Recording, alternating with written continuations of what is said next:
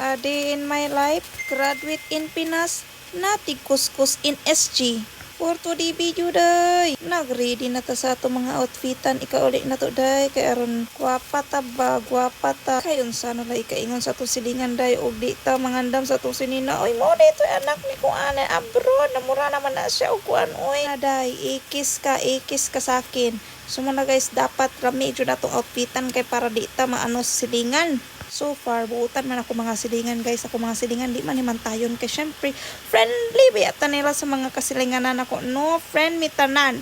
Pero di natin knows. Lisod po, di mo mapugos silang mga baba. So mao na to, bahala na sila. Kay lami akong outfit, ika picture. Lagom na gani, tamo sa mot pa jud tag lagom ika uli. So mao na.